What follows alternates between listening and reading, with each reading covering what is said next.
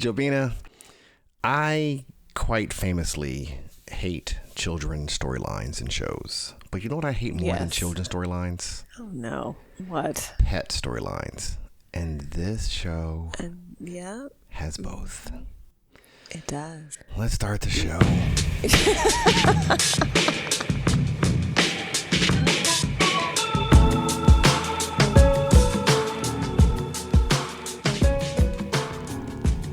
Hey everyone, I am Luther Palmer, and this is One Episode Stand, the podcast that helps you figure out what to watch and what to ghost. And I'm Jobina Scott. Each episode we watch and discuss the premiere of a new show, then move on to the next show. It's like a one-night stand, but for TV. We're here for a good time, not for a long time. We also dig into some of the bigger questions these shows raise when you're not just watching, but actually paying attention. Jobina, we're going to get to, what is this show called? It's Sex and the City, Part 2. And just like that. But tell the people what else you're watching.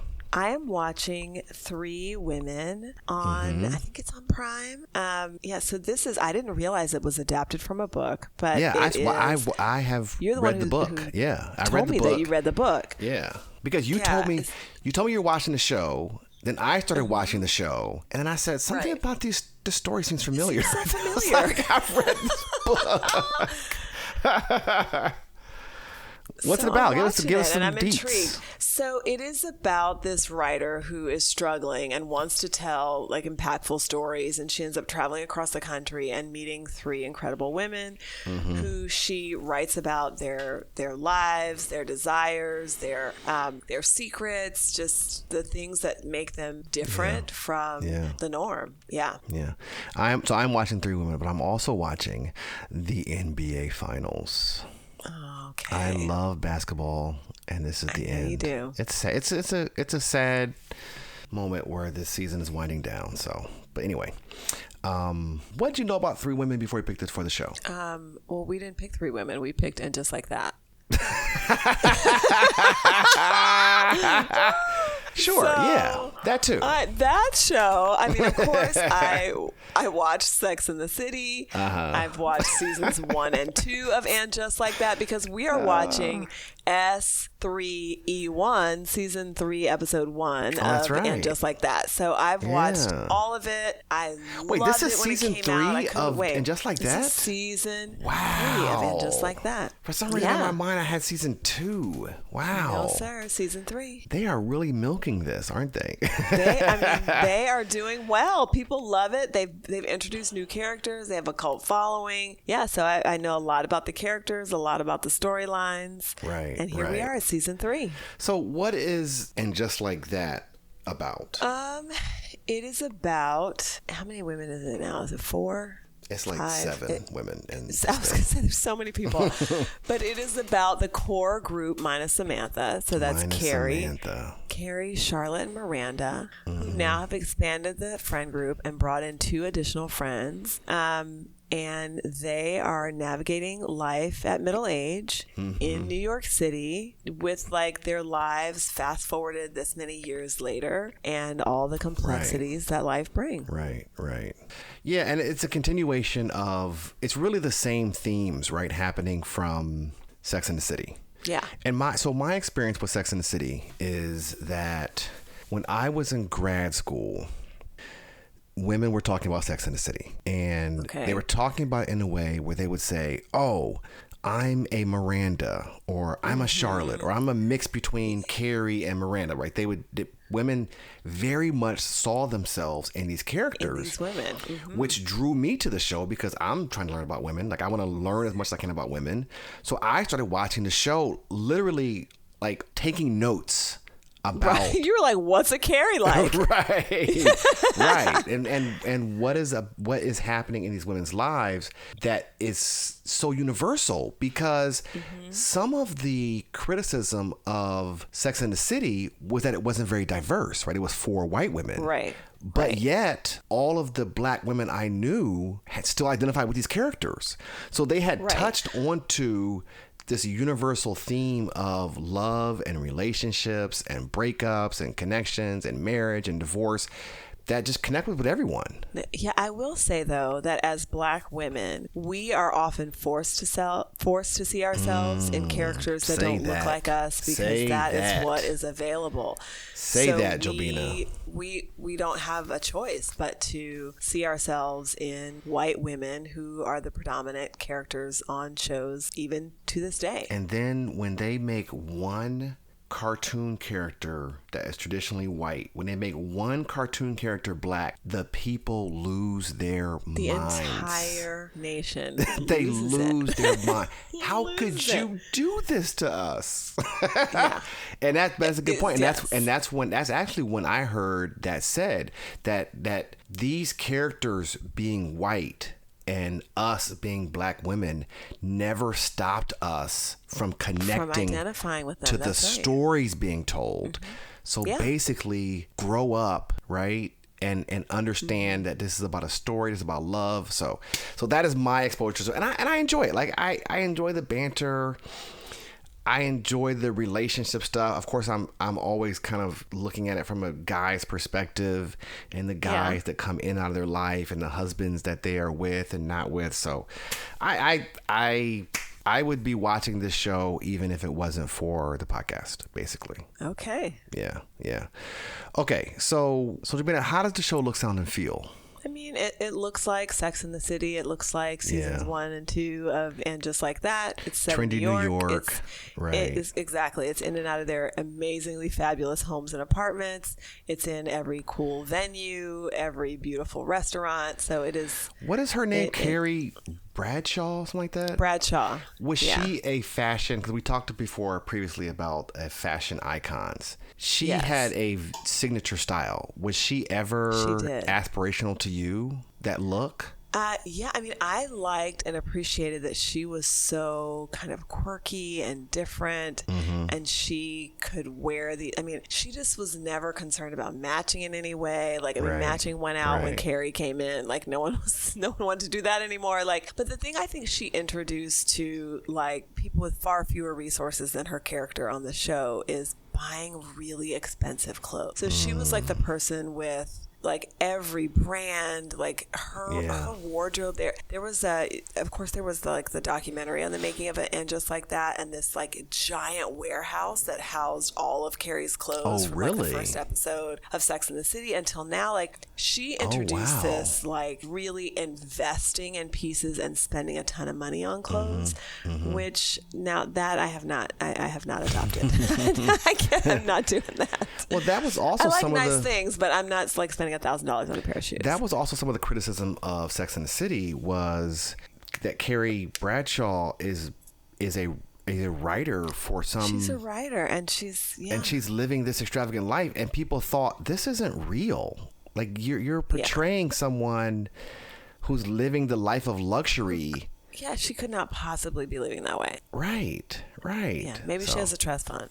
Right. The series finale, and I have a trust fund.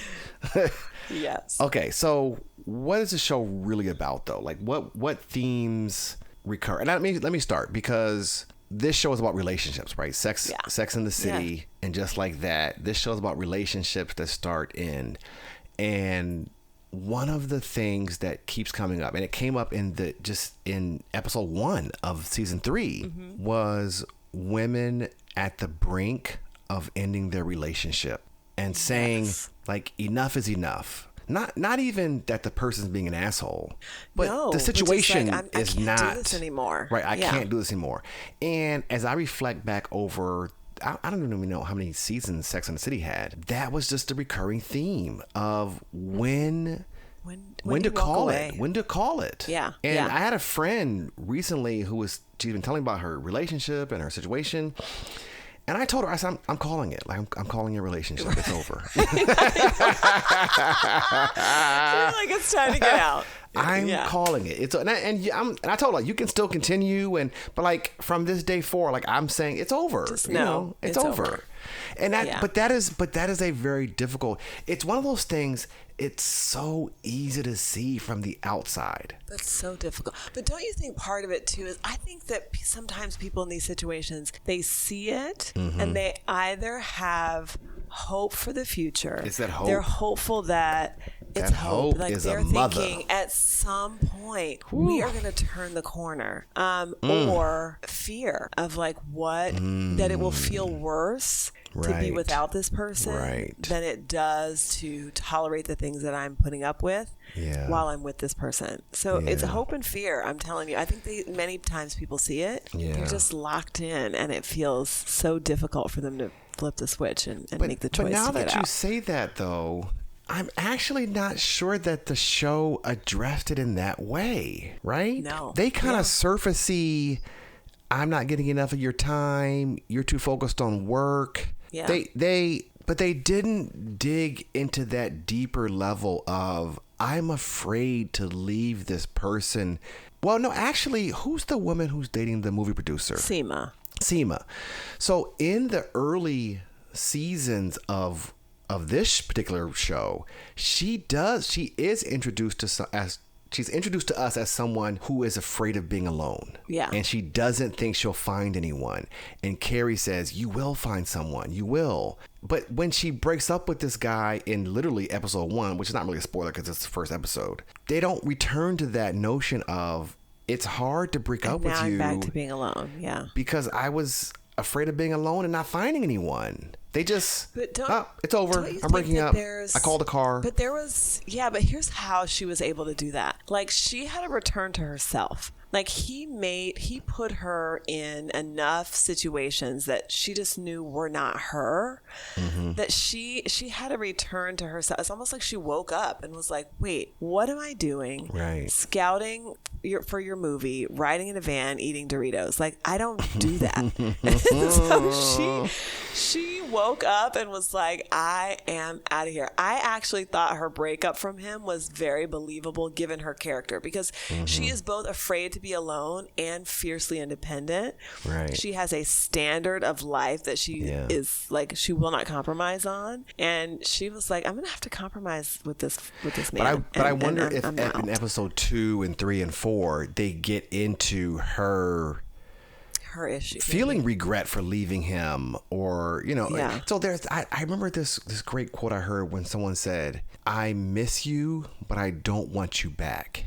Which is to say, like, I don't, like, she's not going to want the relationship to continue, but she misses him, or she misses the idea of not being alone. But yet I don't want you back. So I hope that they dig into that, and instead of just being this kind of light, because sometimes the show can be a little bit light. They touch on some heavy issues sometimes. Well, they're kind of a dramedy as well. Like, they're striking the balance between like these sort of comedic moments where she's like, I'm out of here, I got my driver, versus like, I am a woman in her mid-50s who doesn't want to be by herself, and I found this person that I loved, and now here we are at the end. And the other relationship that was, struggling was a long distance relationship, which was Carrie and Aiden, right? And he had to return back to his son, where his sons lived. Because he has, I guess does he have special needs sons? Is that part of the storyline? I thought his son was maybe having a substance abuse issue. Okay, right. Yeah, something was happening with his son, but he had to go and take care of him. And he not only goes, he says, we can't have any contact because I have to focus on my son. So she's without him, and she's putting on this face for her friends of like, oh no, it's fine, he's just with his family, and we'll see, I'm not sure how long. But in actuality, like, they're sending each other blank postcards as the only way that they can be in touch. Yeah.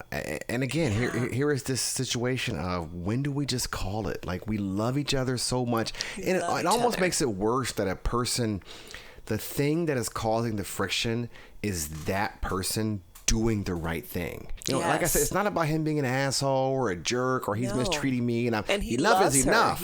No, we love each other. We are great together. We are amazing together.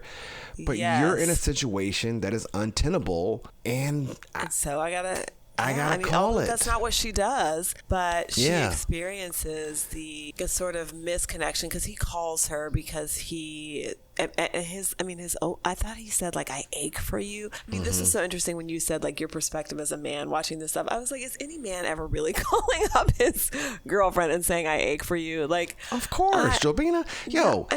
I used to laugh, really? because I would say, if my guy friends heard the level of softness that I am with my girl, they would laugh so hard. I mean, guys put on this tough facade, but you've been married 4 times. They're saying it, but they're not saying it. Did you say 4? Okay, listeners. I lose count. Count. No. Well, but it's easy to count to 2. You know that guys get mushy when they're with their girl. Like, you know that. Yeah, but I ache for you just felt like, I don't know. I was like, maybe. Maybe a woman wrote that. Maybe a woman wrote that line.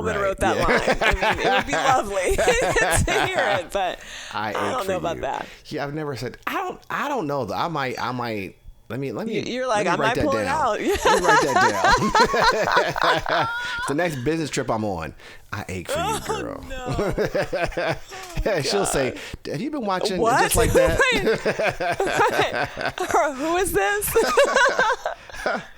The other thing that came up in this episode was one of the dads was concerned about being cool. Do you still think about being cool? I mean, you've got a teenage daughter. I don't know. I don't worry about being cool at all. Not at all. Jobina, not at all. I mean, I like to be relevant. Like, I don't want to like enter a space and be like heckled. But, like, my teenage daughter is like heckled. Mom. My teenage daughter, although she loves me anyway, she's like, I mean, that is super corny, and she doesn't care. But if you came downstairs wearing something that y'all are going to a barbecue at a family friend's house, and she says, "Mom, that's lame," would you change? No. Really? No, well, she wouldn't, because she likes my style. Like, she's like, it's a mom style. She was just like, but I like it. She tells me that I look good, and she likes my fashion. And she and like my daughter and I are the same size, and we talked about this when we did whatever that show was about what the F not to wear. Right.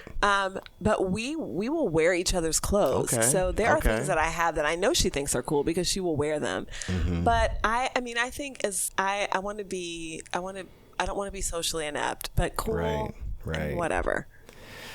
Do you want to be cool? Like, are you cool? Like, do you feel cool? You're showing up as a cool guy? I do want to be cool. I do. Okay. I can admit that. I want to be cool. Okay. Now, I have some privilege. I will own what they call own my privilege, or claim my privilege, or acknowledge my privilege. Own it. Own your privilege. I want to own my privilege that I have been at the popular table most of my life. Okay. Right. I've had access to the popular group most of my life, and because of that, I haven't had to work as hard as others to be cool. Okay. Because when you when you present yourself with confidence, and you're already in the in group, people are like, "Oh, that's cool." Oh, he's cool too. So that's been me. So now that I'm a man of a certain age, now that I'm 48, I don't have that anymore. Like, I played basketball with guys who are 32. Right. So like you said, I don't want to be heckled, because they will. The guys I play with, they will heckle me. So I do. Oh, for sure. Like it's guys. Like, it's locker room talk. Oh, so I have to, I have to look and see and pick up on cues, so that I come in the gym looking cool. Now, when I'm with my daughters, I don't care about being cool. Like, I'm your dad. I'm going to embarrass you. Yes. Oh, yeah. But there are certain spaces that I'm that singing in the grocery store. And my daughter's like, that Mom, I want to look please. cool. I do. I'm guilty as charged. So that was a storyline. And I'll say this: there's 5 characters. Some of the characters have partners with storylines. It was a lot of storylines, Jobina. If I say more or less, like if I jump right to that question, I need less storylines, because I remember hearing that, and this is true for sitcoms. I don't know if it's true for dramas, but sitcoms typically have 2 storylines each episode. Right, at the same time. Okay. There's like a primary storyline and a secondary storyline, so that all the characters are involved in a storyline. Yeah. Right. Okay, how many were here? This was one for every character, plus like one for a spouse, husband, one for a kid, one for a dog. One for a dog. Which you really liked. That was like 8 storylines. Yeah. And it's just like, that was a lot. To our point earlier, they couldn't get into any real depth in any of because them. they kept bouncing back and forth with the storylines. And it hasn't been like that, though. I mean, I didn't find that to be true in seasons 1 and 2 as much as I experienced it in season 3. And, shows like this, sometimes they have a bad season and then they rebound before they sunset. But maybe this was also the first episode, so they had to reestablish all the characters and what's going on in their life. But it seemed like in Sex and the City, they probably although there were 4 women, 2 of the women were having minor things. Yes. And then 2 of the women were having major. It just felt like that was the cadence of the show. Mm-hmm. But trying to run 6, 7 storylines, one of them being about a dog, Jobina. I know. I had to sit through scenes where there's a dog, and the dog was falsely accused, right, and canceled on Instagram. I don't care about any of this. I do not care about any of this. Well, and there was the weird thing where Charlotte's daughter was like expressing a crush on a ballet dancer, but like it didn't go anywhere. It was I didn't understand what they were doing with that. Yeah. What are we doing here? Did I miss the nuance of this story? So I rewound 2 minutes. Like, did I miss something?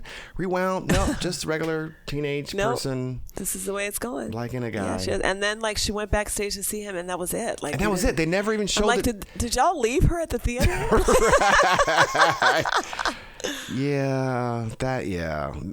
I'm hoping this is just season premiere issue that they're reestablishing everybody. Anything else that you would say more or less about this show?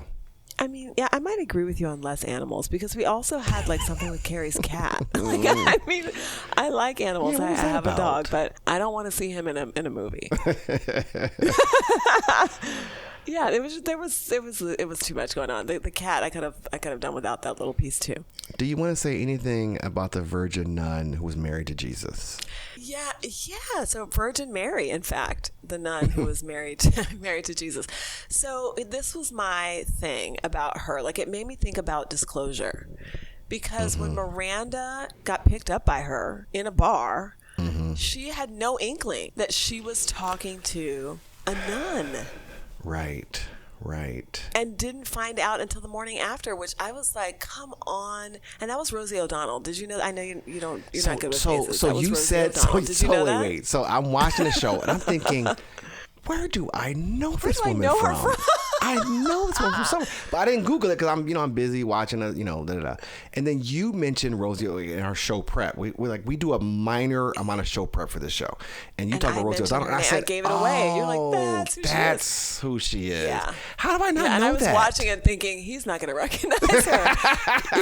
Right, and I didn't. And I was right. But so but am I obligated to tell you? You're obligated to tell the person if you are a celibate. Why? Wife of the Lord. That is a big fact to leave out. I mean, Jobina, if I haven't had sex in 10 years, am I supposed to tell you? If it's been 2 years, do I have to tell you? Now, I do think it's healthy to talk about sexual history. You're talking about something situational. Mm-hmm. I'm talking about you made a lifetime commitment. That's none of your business. To be the bride of Christ, and you did not bother to say anything. Jobina, think it is 2 o'clock. It is 2 o'clock in the morning in a gay club. I'm not getting into my personal history with you if we're having sex. Yeah. Let me say, that's dangerous. I advocate for having conversations about sexual history, recent sexual history. Yeah. But she was like, I don't have any. It's none of your business. Yeah. I'm good. She's like, I don't have anything to say. Yeah, I just think that poor Miranda got quite a surprise the next morning that she was not ready for. But who was hurt by it, right? Like, is this a victimless crime? Who really suffered?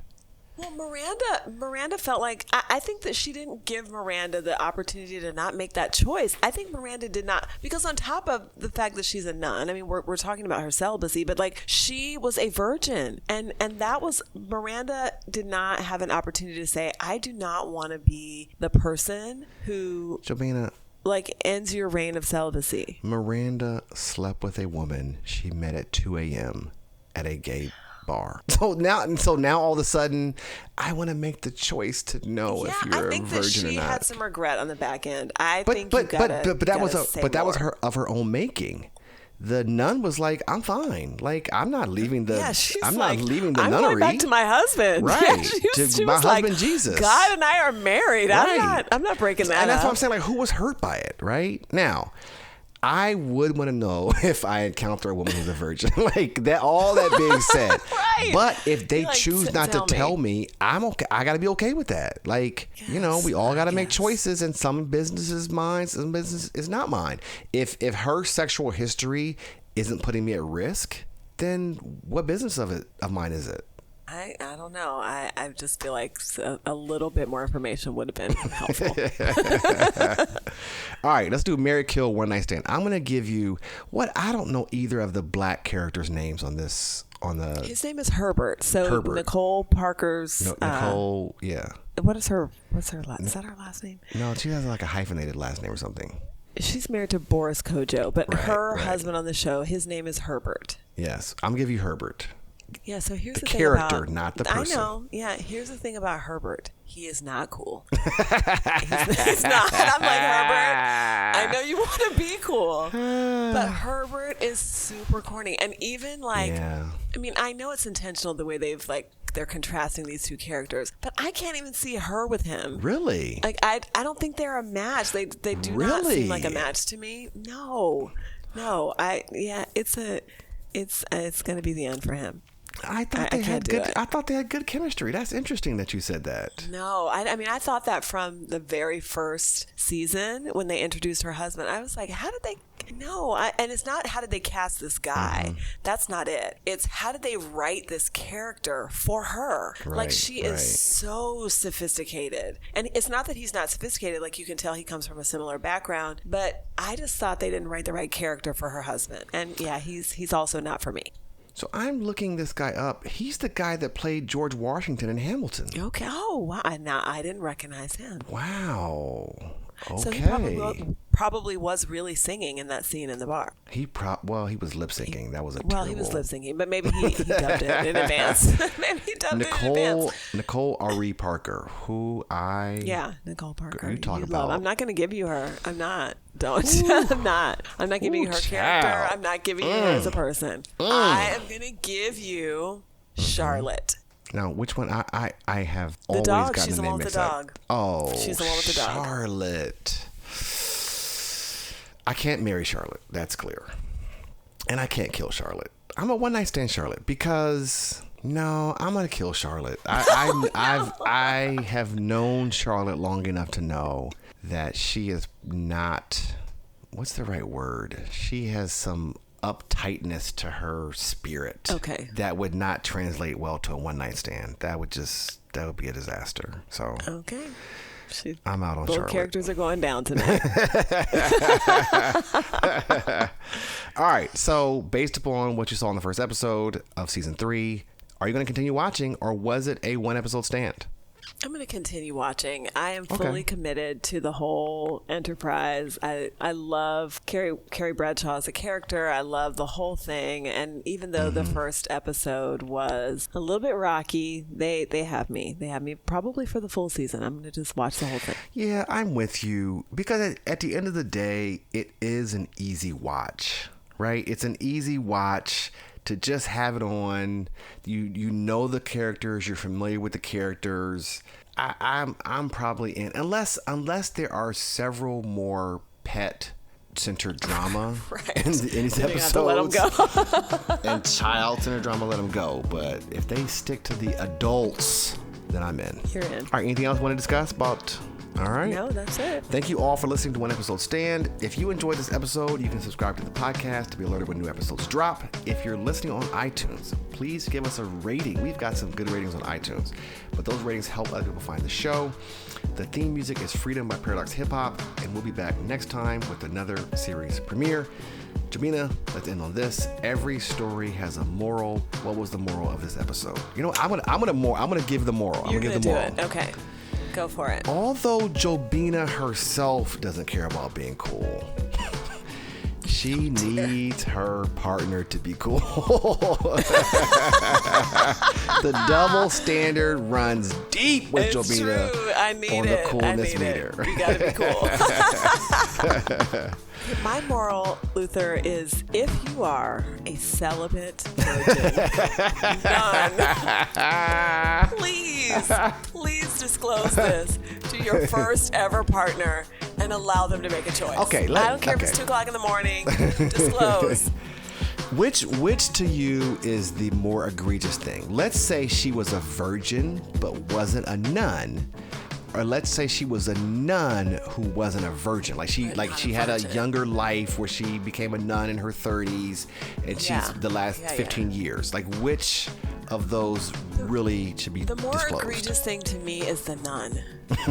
Because like here poor Miranda is in this circumstance where she is fornicating with the bride of Christ. Like, I don't know if she would want to be doing that. Like, I'm sorry. Like, maybe I can just take all the rest of the descriptors off. If you're a nun, you are a nun or a priest. Yeah, if you're a nun or a priest, or if you're a nun or a priest, please mention that. All right, everybody. See y'all next time. Bye, everybody.